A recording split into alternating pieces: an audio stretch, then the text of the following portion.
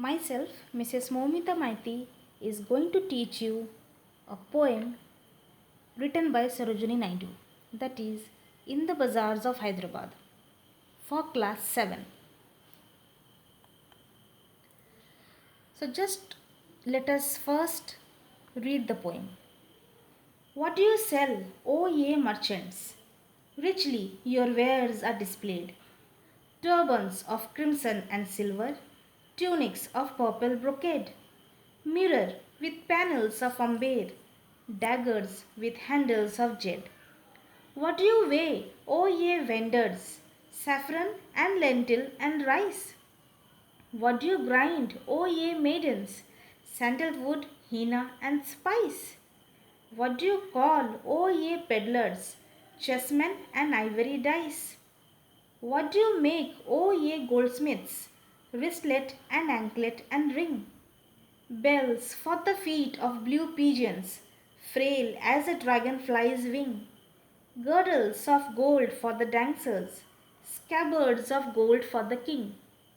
What do you cry, O ye fruitmen? Citron, pomegranate and plum? What do you play, O musicians? Sitar, sarangi and drum. What do you chant, O magicians? Spells for the eons to come.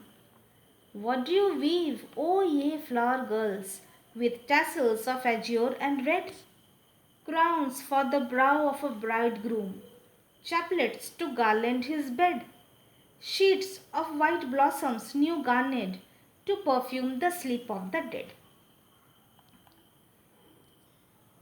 This poem has been set in Hyderabad. It gives the reader a panoramic view of a traditional Indian bazaar crowded with merchants, vendors, peddlers, goldsmiths, fruit and flower sellers, musicians and magicians. The poem is rich in imagery and description, evoking the sights, fragrances and sounds of a bazaar. So now let's read the poem in details. Stanza 1. The speaker asks what the merchants sell. The articles they have for sale are plentiful and beautifully displayed. There are turbans in colors deep red and silver, loose white sleeved garments made of purple cloth interwoven with silver and gold threads, mirrors that have panels made of dark yellow tree resins, and daggers with handles made from the green jade stone. Stanza 2. The speaker then asks what the vendors weigh and sees that they weigh saffron, lentil and rice. She asks what the women were grinding and learns it is sandalwood, henna and a range of spices. She asks what the peddlers are calling out and then hears them selling chessmen and dice carved out of ivory. Stanza 3. The speaker asks what the goldsmiths were making. She learns that they were making bracelets, anklets and rings as well as bells as light and delicate as the wings of a dragonfly for the feet of blue pigeons. Now blue pigeons over here, they are referred to the carrier pigeons that had tiny bells attached to their feet to ward off birds of prey and also to identify themselves to their owners.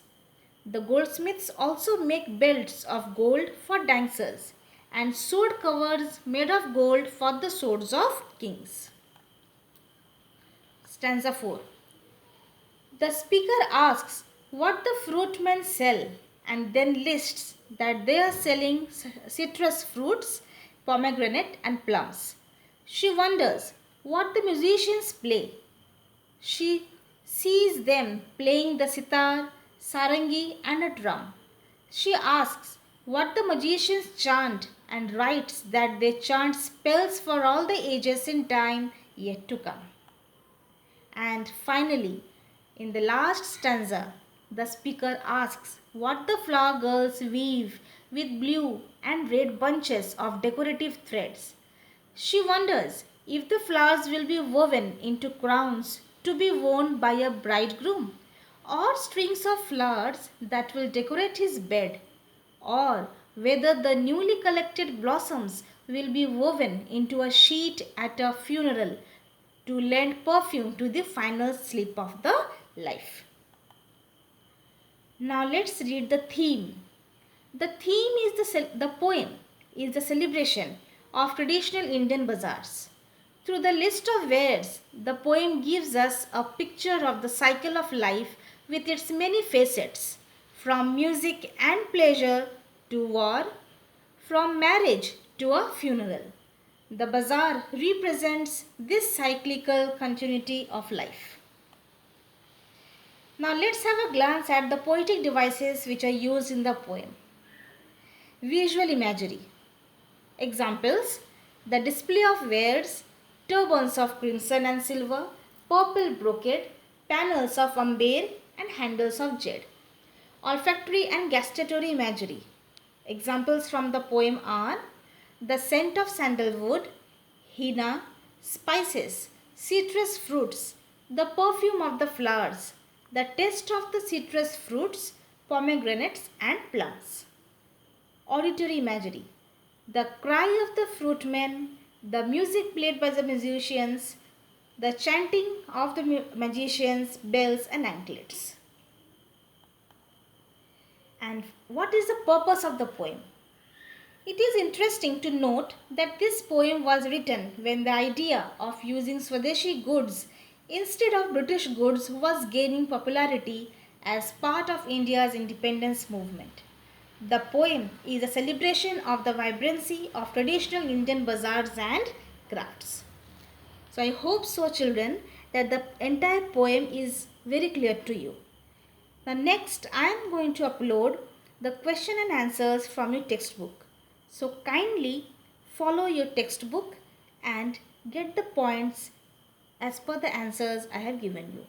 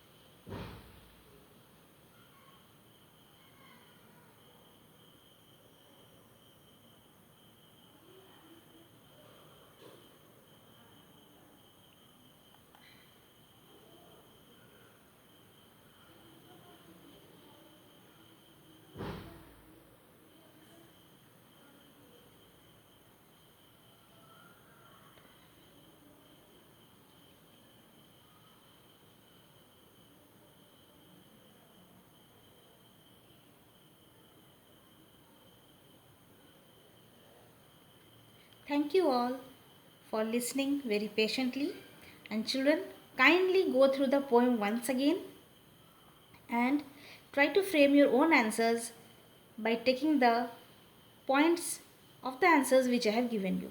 Thank you.